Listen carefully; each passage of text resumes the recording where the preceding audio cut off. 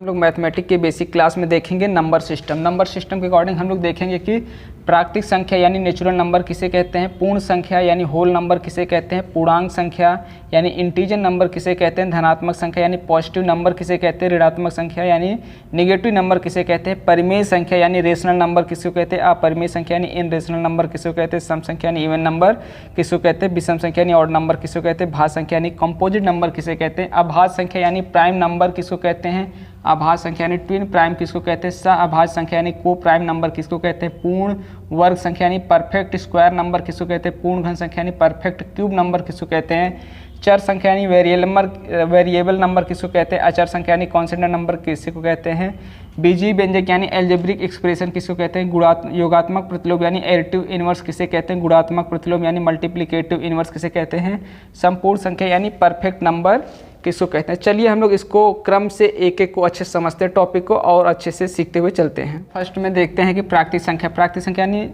Natural number यानी प्राकृतिक संख्या यानी नेचुरल नंबर। इसे हम लोग और किस नाम जानते हैं, हिंदू अरबी संख्या, हिंदू अरबी संख्या के नाम से भी जानते हैं। प्राकृतिक संख्या वे संख्या होते हैं जिनके द्वारा वस्तुओं की गिनती की जाती है। मान लीजिए कहीं पर इस तरीके से गोला गोला 6 गोला हो तो इसको हम लोग किस तरह की गिनती करते हैं, 1 2 3 4 5 6 इस तरीके से गिनती काउंटिंग किया जाता है, ना कि 0 1 2 3 4 इस तरीके नहीं किया जाता है। हमेशा किससे काउंटिंग किया जाता है, 1 से, 1 2 3 4 5 6।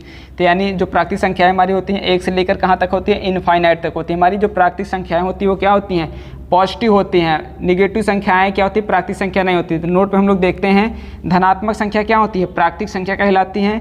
ऋणात्मक संख्या प्राकृतिक संख्या नहीं होती, यानी -1 हम लोग देखते हैं -1 जो होता है, -1 -2 -3 ऐसे डॉट डॉट डॉट कहाँ इनफाइनाइट तक।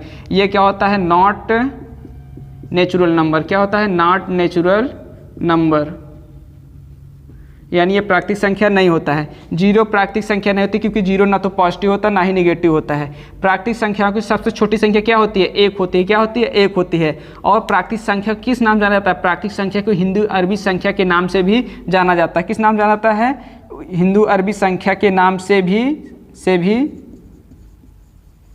जाना जाता है। चलिए हम लोग टाइप 2 में इसका देखते हैं अगला पार्ट। टाइप 2 में हम लोग देखते हैं कि पूर्ण संख्या यानी होल नंबर, यानी प्राकृतिक संख्या के समूह में जब 0 को मिला दिया जाता है तो वह क्या बन जाती है, पूर्ण संख्या बन जाती है। हमारी प्राकृतिक संख्या कहाँ से कहाँ तक होती हैं, 1 से लेकर इनफाइनाइट तक होती है। जब उसी में हम लोग क्या करते हैं, 0 को मिला देते हैं तो हमारी क्या संख्या बन जाती है, पूरा हमारा क्या बन जाती है, पूर्ण संख्या बन जाती है। अब पूर्ण संख्या अगर नोट की बात किया जाए तो इसमें अगर पूछा जाता है अक्सर पूर्ण संख्या की सबसे छोटी संख्या यानी होल नंबर की सबसे छोटी संख्या क्या होती है, तो आंसर क्या होगा इसका, 0 होता है। तो होल नंबर की सबसे छोटी संख्या क्या होती है, 0 होता है। चलिए इसका हम लोग टाइप 3 देखते हैं। तो हम लोग टाइप 3 में देखते हैं पूर्णांक संख्या यानी इंटीजर नंबर। तो हम लोग देखते हैं पूर्ण संख्याओं को जब धन व ऋण में व्यक्त किया जाता है वह संख्या पूर्णांक संख्या कहलाते हैं। पूर्णांक संख्या हमारी कहाँ से होती है, 0 से लेकर पूर्णांक जो होती है, पूर्ण संख्या कहाँ से कहाँ तक होती है, पूर्ण संख्या हमारी 0 से लेकर 1 2 3 ऐसे कहाँ तक, इनफाइनाइट तक। जब इन्हीं संख्याओं क्या धन और ऋण में प्रदर्शित किया जाता है तो संख्या क्या कहलाती है, पूर्णांक। यानी पूर्ण से क्या बन जाता है, पूर्णांक बन जाता है। पूर्ण संख्याओं जब धन और ऋण में व्यक्त कर देते हैं वो पूर्ण से पूर्णांक संख्या बन जाता है। हम लोग देखते हैं जो हमारी पूर्ण संख्या 0 से लेकर इनफाइनाइट तक होती है, इसको हम लोग 0 से इस साइड पॉजिटिव रखते हैं और इस साइड 0 से पहले -1 प्लस में है, -1 -2 -3 तरफ इधर इनफाइनाइट तक और इधर। तो हम लोग देखते हैं कि जो हमारा जो होता है पूर्णांक संख्या कैसे होती है, 0 से प्लस में इनफाइनाइट तक और 0 से निगेटिव में इनफाइनाइट तक होते हैं। यानी जब पूर्ण संख्याओं को धन और ऋण में व्यक्त किया जाता है हमारी यह संख्या कहलाती हैं, पूर्णांक संख्या कहलाते हैं। नोट इसमें ध्यान देना है, हमारा 1 पॉजिटिव है, धनात्मक है, 2 धनात्मक है, 3 धनात्मक है, ऐसे इनफाइनाइट तक धनात्मक है। लेकिन 0 से पहले क्या सभी ऋणात्मक हैं। लेकिन 0 हमारा ना तो पॉजिटिव होता है ना ही निगेटिव होता है। चलिए टाइप नंबर हम लोग 4 में देखते हैं धनात्मक संख्या यानी पॉजिटिव नंबर। हम लोग देखते हैं कि जो पूर्णांक संख्याएं होती है, पूर्णांक संख्याओं में धनात्मक संख्याओं को क्या कहा जाता है, पॉजिटिव नंबर कहा जाता है। क्या कहा जाता है, पॉजिटिव नंबर। यानी 1 से लेकर इनफाइनाइट तक संख्या क्या कहा जाता है, धनात्मक नंबर। इस धनात्मक नंबर को एक तरीके से नेचुरल नंबर भी कहा जाता है, प्राकृतिक संख्या भी कहा जाता है, क्योंकि नेचुरल नंबर और धनात्मक संख्या सेम होता है। 1 से लेकर इनफाइनाइट तक नेचुरल नंबर भी होता है, 1 से लेकर धनात्मक इनफाइनाइट तक धनात्मक पॉजिटिव नंबर भी होता है। टाइप नंबर 5 में देखते हैं ऋणात्मक संख्या। ऋणात्मक संख्या यानी निगेटिव नंबर, यानी जो हमारा पूर्णांक संख्या है, पूर्णांक संख्या में निगेटिव संख्या को ऋणात्मक संख्याओं क्या कहा जाता है, निगेटिव नंबर कहा जाता है। यानी -1 से लेकर इनफाइनाइट तक, -1 से लेकर इनफाइनाइट तक संख्या क्या कहलाती हैं, निगेटिव नंबर कहलाते हैं। चलिए हम लोग टाइप नंबर 6 देखते हैं इसका। परिमेय संख्या यानी रेशनल नंबर। वे संख्या जिन्हें हम लोग p बाई क्यू के रूप में लिख सकते हैं उन्हें क्या कहा जाता है, परिमेय संख्या कहा जाता है। लेकिन इसके लिए कंडीशन है जहाँ पर p और q क्या है, पूर्णांक है, पूर्णांक के रूप में रहेंगे। यानी पूर्णांक मतलब वो है पॉजिटिव भी हो सकते हैं, निगेटिव भी हो सकते हैं। जहाँ पर q का मतलब क्या है, वो 0 के बराबर नहीं होना, यानी ये p बाई जो q है ये 0 के बराबर कभी नहीं होगा। p कुछ भी हो सकता है लेकिन जो q का मान होगा 0 के बराबर कभी नहीं होगा। 0 के अलावा यहाँ q का मान 1 2 3 4 कुछ भी हो सकता है, लेकिन q का मान 0 कभी नहीं होगा। तो परिमेय संख्या दो प्रकार की होती हैं, धनात्मक परिमेय संख्या होती है, ऋणात्मक परिमेय संख्या होती है। धनात्मक परिमेय संख्या हम देखते हैं कि जिन्हें हम लोग p बाई क्यू के रूप में लिख सकते हैं, यानी वो p बाई क्यू इस तरीके से लिखा जा सके, यानी इसे p अपान क्यू हम लोग लिख सकें। तो यहाँ 5/5 है, तो ये हमारा परिमेय धनात्मक परिमेय संख्या है। 4/12 है, तो ये धनात्मक परिमेय संख्या है। अगर +6 अपान मतलब +3 है, तो ये भी हमारी क्या है, धनात्मक परिमेय संख्या। अगर मान लीजिए कोई संख्या 5 है तो ये भी हमारी क्या धनात्मक परिमेय संख्या है। अगर हम लोग इसके नीचे क्या मान सकते हैं, 1 मान सकते हैं, तो हमारा p बाई क्यू के रूप में हो जाता है। अगर देखते हैं हमारा 0 क्या है, हमारा परिमेय संख्या, तो 0 नीचे हम लोग 1 मान सकते हैं, तो इसके मान में कोई परिवर्तन, जैसे हम लोग यहाँ 5 नीचे 1 मानते हैं, अगर 1 से भाग देते हैं हमारा 5 ही आएगा। अगर 0 है 1 से भाग देंगे तो हमारा 0 है, इसके मान में कोई परिवर्तन नहीं होना, यानी इसे हम लोग p बाई क्यू के रूप में लिख पा रहे हैं, यानी ये भी हमारा क्या धनात्मक परिमेय संख्या है। आगे चल के अगर हम लोग देखते हैं, मान लीजिए हम -3 है और माइनस यहाँ 4 दिया हुआ है, तो ये भी हमारा क्या है, धनात्मक परिमेय संख्या। क्योंकि इसको जब ओवरऑल देखा जाता है तो माइनस माइनस कट जाएंगे तो क्या बचेगा, 3/4 बचता है, इसलिए क्या है, धनात्मक परिमेय संख्या है।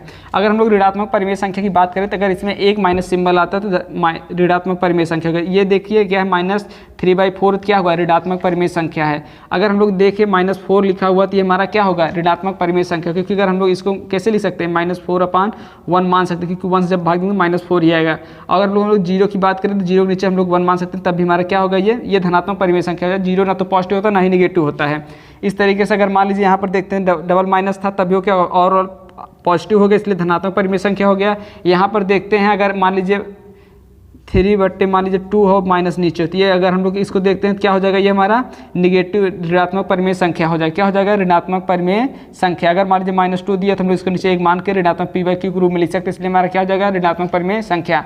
और इसके एक कंडीशन और है, जो करणी से मुक्त होगी वो भी क्या होगी, परिमेय संख्या कहलाती है। जैसे मान लीजिए करणी दे दिया 49, हम लोग इसको क्या लिख सकते हैं, करणी से निकालेंगे क्या मिल जाएगा, हम लोग इसको जानते हैं 7 × 7 लिख सकते हैं। यहाँ पर पावर 2 है, तो यानी 2 का जोड़ा बनेगा, इसमें से एक 7 निकल के चला गया बाहर। अब ये जो 7 है इसके नीचे हम लोग 1 मान सकते हैं, p बाई क्यू ग्रुप होंगे, यानी ये हमारा क्या हो गया, परिमेय संख्या हो गया।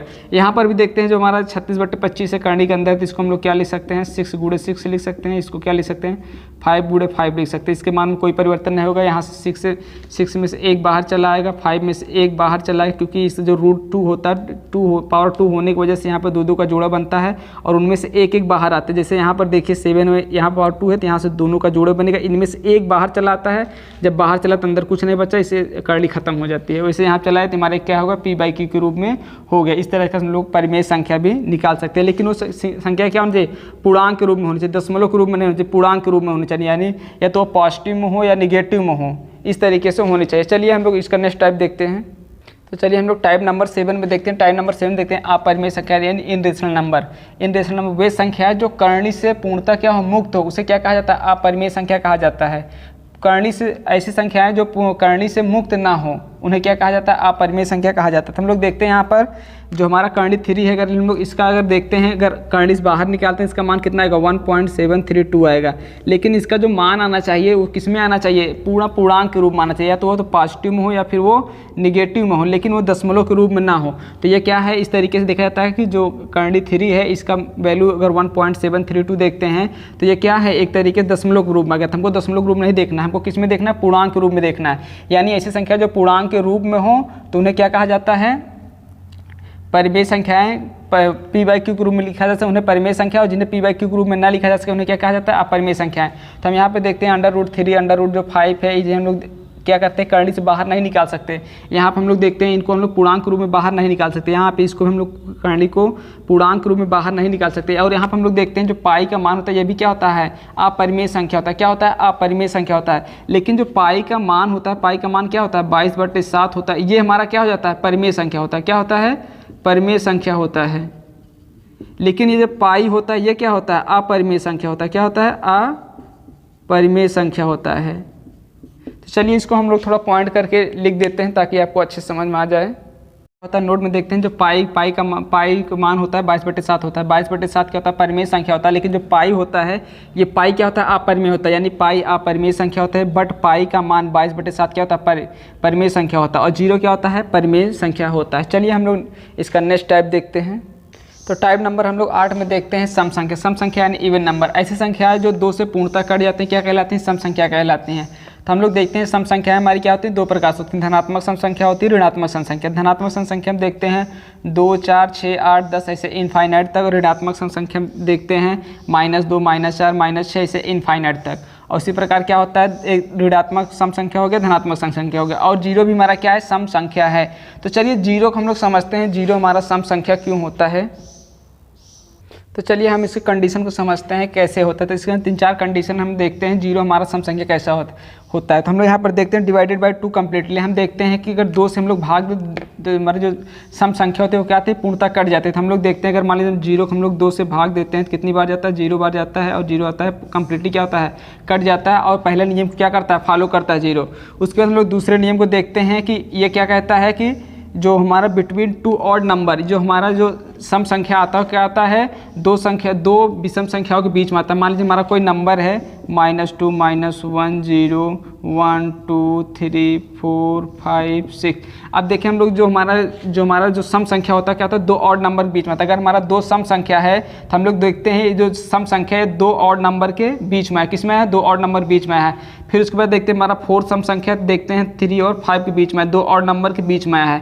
उसी प्रकार हम लोग जीरो को देखते हैं तो 1 और 1 के बीच में है, 1 और 1 के बीच में, यानी 2 विषम संख्याओं के बीच में आया हुआ है। इस तरीके से जीरो भी हमारा क्या है, कि सम संख्या है। उसके बाद हम लोग देखते हैं तीसरा कंडीशन, देखते हैं किस तरीके से ये उसको एक्सेप्ट करता है। देखते हैं जब हम लोग एक सम संख्या में दूसरी सम संख्या जोड़ते हैं तो हमें क्या प्राप्त होता है, सम संख्या प्राप्त होता है। मान लीजिए हमारी कोई सम संख्या क्या है, 4 है, और 4 में हम लोग 4 जोड़ दें तो कितना आ गया, 8 आ गया। तो हम लोग देखते हैं जब 2 सम संख्याओं को जोड़ा तो हमें तीसरी जो संख्या मिली वो सम संख्या है। 2 से भाग देते हैं तो 8 कट जाता है, यानी हमारी तीसरी क्या है, सम संख्या है। उसी प्रकार हम लोग देखते हैं क्या करते हैं, अगर हम लोग जीरो में क्या करते हैं, मान लीजिए हम लोग ऐसे मान लेते हैं कोई सम संख्या 4 है, 4 में लोग जीरो जोड़ते हैं, हमारा क्या आ गया, 4 आ गया। तो हम लोग देखते हैं जब 4 में एक सम संख्या ये दोनों को जब जोड़ देते हमें क्या मिल गया, 4। तो ये अगर 4 को हम लोग 2 से भाग देते हैं तो हमारा 4 कट जाता है, यानी हमारी क्या सम संख्या है।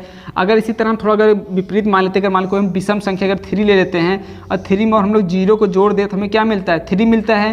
तो यानी जब विषम संख्या में हमने सम संख्या को जोड़ा क्या मिल गया, 3, यानी ये क्या है, विषम संख्या आ गया। तो यानी ये इस तरीके नहीं, जब सम संख्या में हमने जीरो को जोड़ा, 2 सम संख्याओं जोड़ा, हमें सम संख्या मिला। लेकिन जब एक विषम में अगर मान लीजिए सम जीरो सम नहीं है, मान लीजिए विषम है, तो हम क्या करते हैं, अगर मान लीजिए किसी विषम संख्या में विषम संख्या को जोड़ते हैं तो हमें क्या मिल जाता है, सम संख्या मिलना चाहिए, लेकिन यहाँ पे विषम संख्या मिला हुआ है। लेकिन अगर हम लोग चौथे कंडीशन की बात करें, अगर एक सम संख्या में एक विषम संख्या को जोड़ दें हमें क्या मिलता है, विषम संख्या।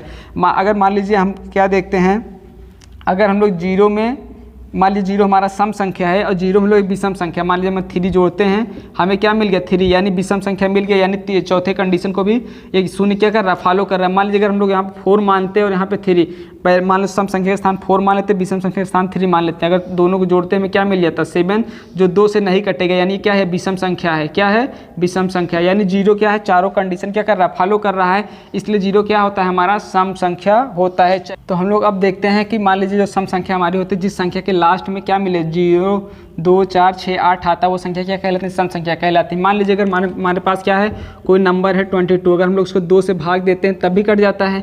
लेकिन अगर इसको ईजिली तरीके से और समझना है, अच्छा हम इसको 2 से भाग देते हैं, हमको टाइम लगता है, अच्छा एक बार गया कटा, ये 2 आया, एक बार गया कटा, हमको थोड़ा टाइम लगा कि हाँ ये 22 हमारा क्या है, सम संख्या, क्या है, सम संख्या है। लेकिन अगर हमको और फास्ट करना तो हमको क्या ध्यान देना है कि कोई संख्या मान लीजिए 22 है, हमको ध्यान देना है 2, 4, 6, 8, 10, हमको 2 का टेबल याद होना चाहिए। अच्छा 0 रहेगा, 2, 4, 6, 8, ये संख्या अगर लास्ट में आती है क्या कहलाते हैं, सम संख्या कहलाएंगे। अब देखते हैं 22 के लास्ट में 2 है, यानी हमारी क्या सम संख्या है। मान लीजिए हमारे पास बहुत बड़ा नंबर है, अब इतना बड़ा नंबर है, अब इसको हम भाग करके थोड़ी चेक करेंगे कि ये सम संख्या है कि विषम संख्या। अब हम लोग देखेंगे इसका लास्ट डिजिट क्या 6 है, अच्छा ये सम संख्या, हम लोग ऐसे पकड़ लेंगे। लास्ट में क्या आना था, 0, 2, 4, 6, 8 ये संख्या आएंगी, हम लोग समझ जाएंगे क्या है, सम संख्या है। अगर मान लीजिए हमारे पास बहुत बड़ी संख्या हो, इस तरीके से। अब ये पूछे आपसे कि सम संख्या विषम संख्या, हम देखेंगे अच्छा इसके लास्ट में 0 है, 2 4 इसमें से कोई भी अंक आ जाता है, हम समझ अच्छा ये सम संख्या है। अगर मान लीजिए कोई भी इसे संख्या दे दे आपको, तो 8 आगे छोड़ देते हैं। ये पूछे आपसे सम संख्या विषम संख्या है, तो अच्छा 8 है लास्ट में, यानी इसमें आ रहा है, तो ये क्या है, सम संख्या। इस तरीके से हम लोग समझ जाएंगे। देखते हैं कि अक्सर विद्यार्थियों के अंदर कन्फ्यूजन रहता है कि सबसे छोटी सम संख्या क्या होती है। तो सबसे छोटी सम संख्या 2 भी होती है और 0 भी होती है। देखते हैं सबसे छोटी सम संख्या क्या होती है, 2 होती है, लेकिन कब होती है उसका कंडीशन है। और सबसे छोटी सम संख्या 0 कब होती है उसके लिए कंडीशन है। तो उसके लिए ये दोनों संख्या क्या होती हैं, छोटी संख्या होती है, लेकिन कब होती है उसके लिए कंडीशन है। हम लोग देखते हैं, जब आपसे पूछे कि सबसे छोटी क्या बताइए, सबसे छोटी प्राकृतिक सम संख्या बताइए, क्या पूछे, सबसे छोटी प्राकृतिक सम संख्या बताइए, तब आंसर क्या होगा आपका 2 होगा। तब से सबसे छोटी प्राकृतिक सम संख्या क्या होगा, 2 होगा। हम लोग देखते हैं जो हमारी प्राकृतिक संख्या होती है कहाँ से स्टार्ट होती है, 1 से, 1 2 3 4 ऐसे कहाँ तक, इनफाइनाइट तक, यानी पॉजिटिव होता है, ये इनफाइनाइट तक होता है। अगर हम लोग जब देखें सबसे छोटी जो प्राकृतिक संख्या की बात आती है, प्राकृतिक सम संख्या की बात आती है, तो हम लोग देखते हैं सबसे छोटी इसमें संख्या जो सम संख्या क्या कहलाती है, 2। ये हमारी क्या सबसे छोटी प्राकृतिक सम संख्या कहलाती है, इसलिए आंसर हमारा क्या हो जाता है, 2 हो जाता है। लेकिन जब आपसे पूछे सबसे छोटी पूर्ण सम संख्या, क्या पूछे, पूर्ण, सबसे छोटी पूर्ण सम संख्या, तो उसका आंसर क्या होता है, 0 होता है। कैसे होता है हम लोग देखते हैं, जब हमारी पूर्ण संख्या होती है कहाँ से स्टार्ट होती है, 0 से, 0 1 2 3 4 5 6 7 कहाँ तक, इनफाइनाइट तक। हम लोग इसमें देखते हैं अगर 2 से हम लोग भाग देते हैं 0 में, तो क्या होता है, पूरा पूरा भाग चला जाता है। इससे कई कंडीशन है जो 0 फॉलो भी करता है। तो जब आपसे पूछे सबसे छोटी पूर्ण सम संख्या बताइए, तब आंसर क्या होगा, 0 होगा। यानी आपको इस बात का ध्यान देना होगा कि जब इनके बीच जैसे पूछे सबसे छोटी प्राकृतिक सम संख्या, तब आप क्या आंसर देंगे, 2 देंगे। अगर आपको ऐसे पूछता सबसे छोटी पूर्ण सम संख्या पूछे, तब आपको आंसर क्या देना होगा, 0 देना होगा। लेकिन बहुत से बच्चों के अंदर कंफ्यूजन रहता है कि 0 होगा 2 होगा, तो दोनों होता है, लेकिन कंडीशन उसके लिए यही है कि जब आपसे क्वेश्चन पूछेगा तो उसमें आपको बताएगा कि आपसे पूछेगा कि प्राकृतिक सम संख्या सबसे छोटी बताइए, फिर सबसे पूछेगा सबसे छोटी पूर्ण सम संख्या बताइए, तो आप इस कंडीशन को याद रखते हुए आंसर आसानी से दे सकते हैं कि 0 होगा कि 2 होगा। चलिए हम लोग इसका नेक्स्ट टाइप देखते हैं। नंबर 10 में देखते हैं कि विषम संख्या है और नंबर, जो संख्या 2 से पूर्णतः पूर्णांक में विभाजित ना हो उसे क्या कहा जाता है, विषम संख्या कहा जाता है। जैसे संख्या क्या होते हैं, 1 से लेकर इनफाइनाइट तक देखते हैं, 1 3 5 7 9 11 इस तरीके से।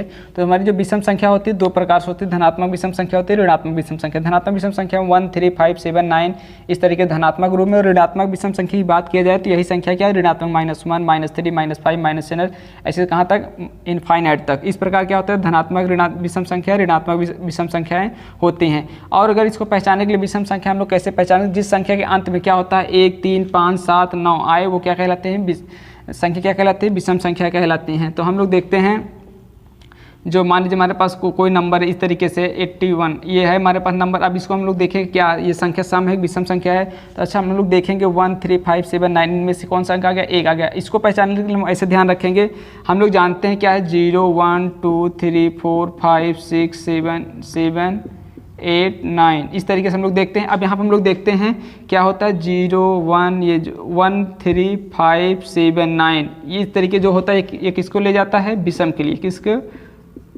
विषम के लिए। अगर उसके बाद अगर हम लोग बात करें सम के लिए, 0 से 2 2 से 4 4 से 6 6 से 8 ये संख्या किसको प्रदर्शित करते हैं, सम के लिए। यानी जिस किसी अंक की क्या संख्या के अंत में ये 1 3 5 7 आए, वो क्या हो जाती हैं, विषम संख्या हो जाती हैं। और अगर 0 2 4 6 8 आती है, वो क्या हो जाती हैं, सम संख्या हो जाती हैं। चलिए हम लोग इसका नेक्स्ट टाइप देखते हैं। तो हम लोग अब टाइप नंबर 11 में देखते हैं भाज्य संख्या यानी कंपोजिट नंबर। ऐसी संख्या है जिनके 3 या 3 से अधिक गुणनखंडों क्या कहलाते हैं, भाज्य संख्या कहलाती हैं। हम देखते हैं यहाँ पर कि 4 6 8 9 10 क्या होते हैं, इनफाइनाइट क्या कहलाते हैं, भाज्य संख्या कहलाते हैं, क्योंकि इससे कितने गुणनखंड होते हैं, 3 या 3 से अधिक गुणनखंड, यानी अर्थात इसको हम लोग देखेंगे स्वयं, ये संख्या स्वयं व 1 के अलावा किसी तीसरी संख्या से जरूर कटे संख्या क्या कहलाती है, भाज्य संख्या कहलाती है। जैसे हम लोग 4 को अगर देखते हैं, 4 को देखते हैं, 4 क्या होता है, 4 से कट जाएगा। उसके बाद 4 को देखते हैं, 1 से 4 को 4 से भाग देंगे कट जाएगा, 4 को 1 से भाग देंगे तो कट जाएगा, 4 को अगर हम लोग 2 से भाग देंगे तब भी क्या हो जाएगा, ये कट जाएगा। इसीलिए क्या है, जो 3 या 3 से अधिक जगह से जो संख्या होती है क्या होती है, जो 3 या 3 से अधिक संख्याओं जो कट जाए वो संख्या क्या कहलाती है, भाज्य संख्या कहलाती है। इसीलिए क्या है 4 6 8 9 10 ये क्या है, भाज्य संख्या कहलाती है। अगर हम लोग 3 की बात करें तो हम लोग 3 को 3 से भाग देंगे तो एक बार कट जाएगा, 3 को 1 से भाग देंगे तो कट जाएगा। अब 3 को अब किससे भाग दे दे कि 3 या कट जाए, तो हम लोग अब से कोई संख्या नहीं मिलती कि 3 को भाग दे दें तो कट जाए। इसीलिए 3 क्या होती है, भाज्य संख्या नहीं होती है, क्योंकि 3 को 2 बार तो कट जाता है लेकिन तीसरी बार ये कट नहीं पाता है, यानी कोई ऐसी पूर्णांक संख्या हो जो इसको पूर्णतः काट दे। तो इस प्रकार हमारी जो भाज्य संख्या होती है 4 6 8 9 10 9 10 होती है, इसको क्या होता है, इसमें सबसे छोटी जो संख्या होती है क्या होती है, 4 होती है। चलिए हम लोग देखते हैं नेक्स्ट टाइप इसका। अब टाइप नंबर 12 हम लोग देखते हैं अभाज्य संख्या यानी प्राइम नंबर। इसे अभाज्य संख्या हम लोग क्या कहते हैं, ऋण संख्या के भी नाम से जानते हैं। यानी ऐसी संख्या जिसके केवल 2 गुणनखंडों क्या कहलाती है, अभाज्य संख्या कहलाते हैं। एग्जाम्पल में जैसे 2, 3, 4, 5, 7, 11 ऐसे से कहाँ तक, इनफाइनाइट तक। हम लोग यहाँ पर 2 को देखते हैं, अगर हम लोग कितने गुणनखंड, 2 गुणनखंड होने चाहिए। अगर हम लोग 2 से देखते हैं, अगर 1 से भाग देते हैं तब भी ये कट जाता है, अगर 2 को 2 से भाग देंगे तब भी कट जाएगा। लेकिन अब 2 को काटने के लिए कोई संख्या नहीं, यानी इसे कितने गुणनखंड होने चाहिए, 2 गुणनखंड होने चाहिए। और 2 गुणनखंड होने पर क्या कहलाएगी संख्या, अभाज्य संख्या कहलाएगी। इसी प्रकार 3 के 2 गुणनखंड होंगे, 5 के 2 गुणनखंड होंगे। अब यहाँ पर हम लोग ये देखते हैं कि जो इसमें सबसे छोटी अभाज्य संख्या होती है वो क्या होती है, 2 होती है। क्या होती है, 2 होती है। अगर आपसे पूछे सबसे छोटी विषम अभाज्य संख्या बताइए, तो सबसे छोटी विषम अभाज्य संख्या क्या होती है, 3 होती है। जो हमारी 2 होती है सबसे छोटी सम अभाज्य संख्या या फिर अभाज्य संख्या दोनों होती है, और जो 3 होती है सबसे छोटी विषम अभाज्य संख्या होती है। यानी अभाज्य संख्या होने के लिए कम से कम उसे कितने गुणनखंड होने चाहिए, 2 गुणनखंड होने चाहिए। अब बात करते हैं, एक ना तो भाज्य संख्या है और ना ही अभाज्य संख्या होती है। एक भाज्य संख्या नहीं है और ना ही अभाज्य संख्या है। अब एक को भाज्य संख्या होने के लिए कितने गुणनखंड होने चाहिए, कम से कम 3 गुणनखंड होने चाहिए। कितने गुणनखंड होने चाहिए, 3 गुणनखंड होने चाहिए। और अभाज्य संख्या होने के लिए कितने गुणनखंड होने चाहिए, 2 गुणनखंड होने चाहिए। हम लोग जब 1 को देखते हैं, अगर 1 को 1 से काटते हैं कट जाता है, लेकिन 1 को और काटने के लिए कोई संख्या नहीं है। यानी 1 के केवल कितने गुणनखंड है, 1 ही गुणनखंड है। इसीलिए 1 ना तो भाज्य संख्या है ना ही अभाज्य संख्या है। चलिए हम लोग इसका नेक्स्ट टाइप देखते हैं। तो चलिए हम लोग टाइप नंबर 3 में देखते हैं, 13 में देखते हैं अभाज्य यानी ट्विन प्राइम। ऐसी दो अभाज्य संख्याएं जिनके बीच का अंतर क्या हो, 2 हो, तो वो दोनों संख्या क्या कहलाती है, अभाज्य युग्म कहलाते हैं। यानी ऐसी 2 अभाज्य संख्या यानी उसके कितने गुणनखंड हो, 2 गुणनखंड हो। ऐसी सी संख्या हो जिनके 2-2 गुणनखंड और उन दोनों संख्याओं के बीच का अंतर कितना हो, 2 हो। तो हम लोग देखते हैं 5 और 7 को देखते हैं। 5 हमारे कितने गुणनखंड है, 5 को 5 से भाग दे सकते हैं, 5 को 1 से भाग दे सकते हैं, इसके 2 गुणनखंड है।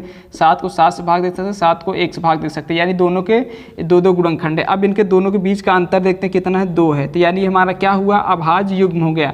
यहाँ पर 17 और 19 को देखते हैं, इनके बीच का अंतर कितना है, 2 है। दोनों का अंतर, और दोनों क्या है, अभाज्य संख्याएं हैं, और ये क्या कहलाएगा, अभाज्य युग्म कहलाएगा। उसी प्रकार हम लोग 29 और 31 को देखते हैं, इनके बीच का अंतर कितना है, 2 है। यानी दोनों संख्या क्या है, अभाज्य संख्याएं हैं, और दोनों के बीच भी अंतर 2 है।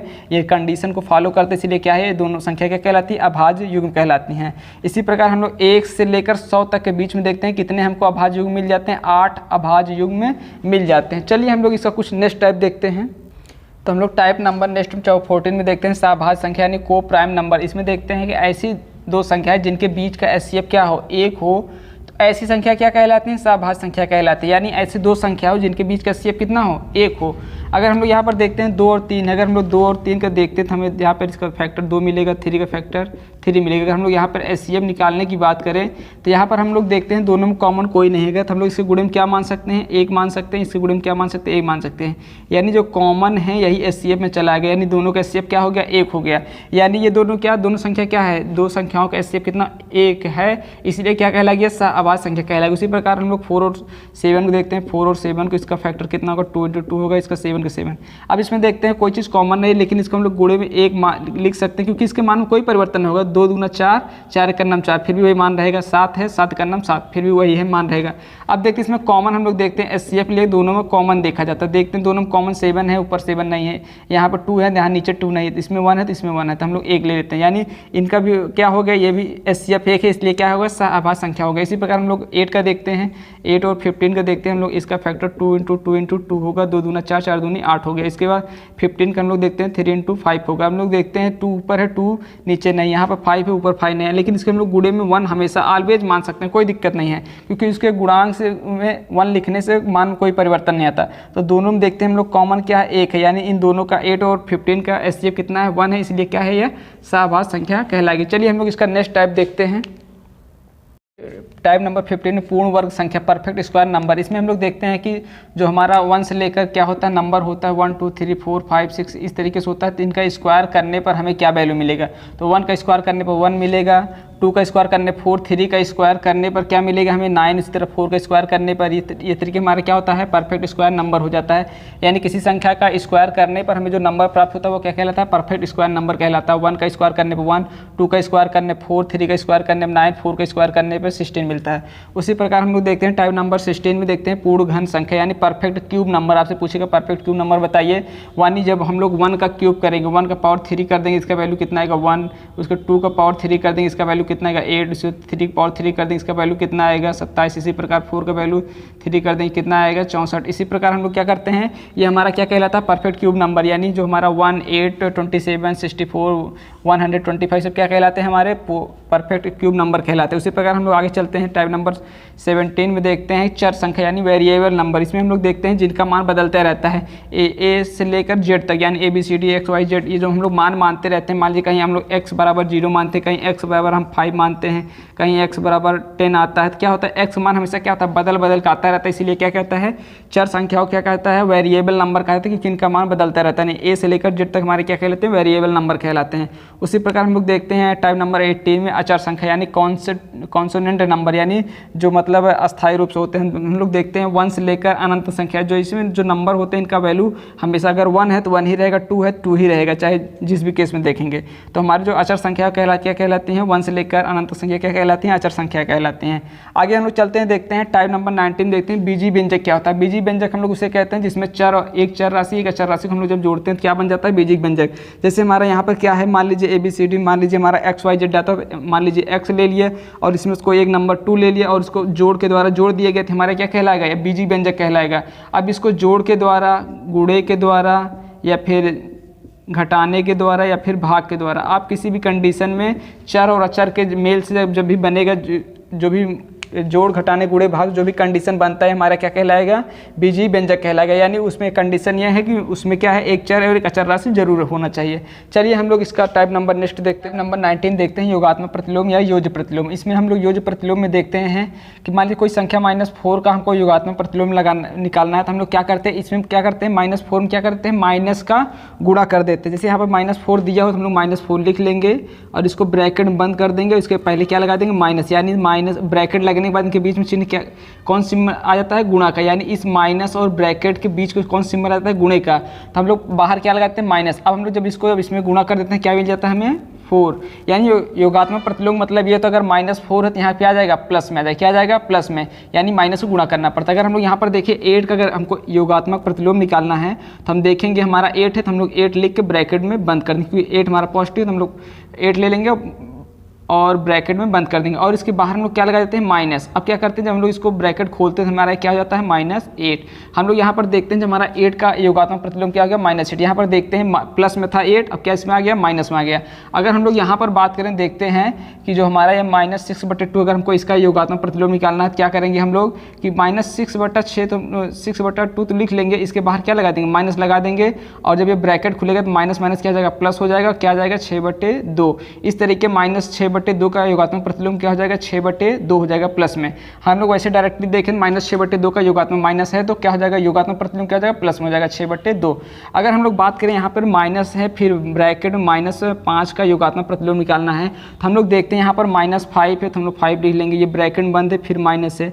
अब क्या करेंगे हम लोग एक और ब्रैकेट लगाएंगे और हमको क्या लगाना माइनस लगाना, क्या लगाना माइनस, क्योंकि इतना तो दिया हुआ है इतना हम लोगों ने लिख लिया और इसमें गुणा किसे करना है माइनस का। तो हम लोग देखते हैं ये माइनस माइनस गुणा हो जाएगा क्या हो जाएगा प्लस में हो जाएगा, क्या हो जाएगा प्लस में हो जाएगा, यानी ये 5 प्लस में हो गया और बाहर वाला ब्रैकेट पड़ा रहेगा, ये माइनस माइनस क्या हो जाएगा प्लस हो जाएगा।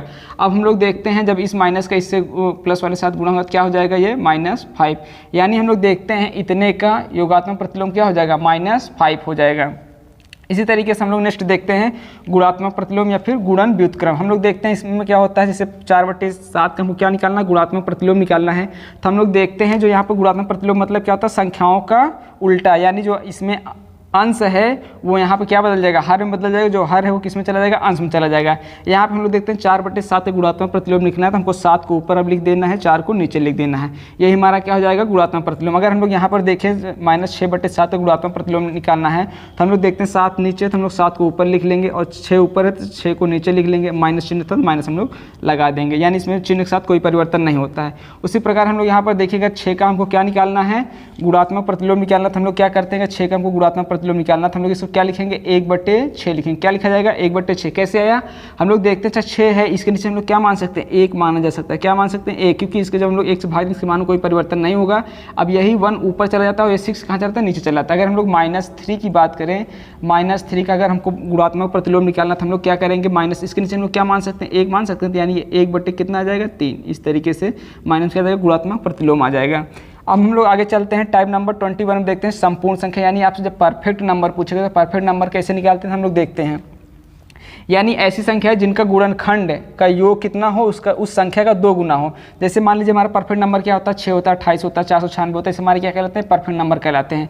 परफेक्ट नंबर कैसे, से हमारे 6 हैं, इसके कितने गुणनखंड होते हैं और जितने गुणनखंड हो उनका योग कितना होगा इसका दुगुना होना चाहिए। तो हम लोग देखते हैं 6 का गुणनखंड 1 होगा, 6 का 2 होगा, इसका 3 होगा और इसके बाद देखते हैं 6 का 6 होगा। आज हम लोग इनका सबका योग निकालते हैं। योग कितना आ जाएगा 6 3 9 9 3 12, कितना आ गया 12। यानी 6 का कितना है 2 गुना, कितना है 2 गुना है।